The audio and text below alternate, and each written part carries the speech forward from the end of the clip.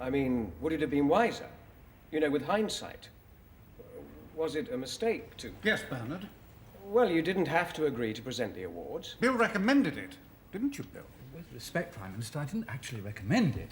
I just said that the British Theatre Awards dinner was being televised live and that as guest of honour, you'd be seen by 12 million people in a context of glamour and fun and entertainment, and that you'd be associated with all the star actors and actresses who give pleasure to millions. You don't call that a recommendation? But isn't it a bad idea to be associated with actors? I mean, their job is pretending to be what they're not. And if you're seen with them, well, people might realise. God, Bernard. Well, I mean, not realise, might suspect.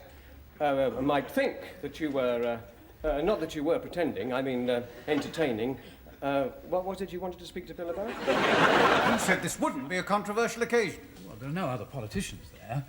Actors and actresses are usually nice to politicians. They live on flattery. They dish it out as eagerly as they lap it up. Do they? Well, sometimes. Well, what about this?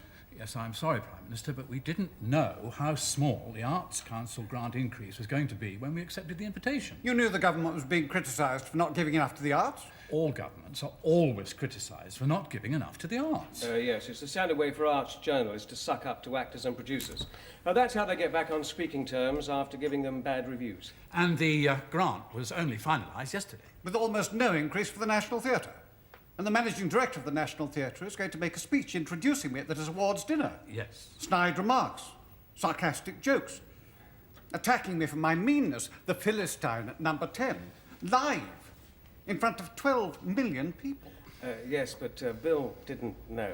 What about when I speak? A hostile audience.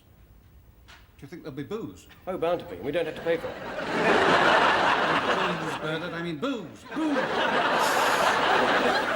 Why not send the arts minister along instead of you so they can all blame him? That's what junior ministers are for, isn't it? Oh, yes, I can just see the headlines. Jim chickens out.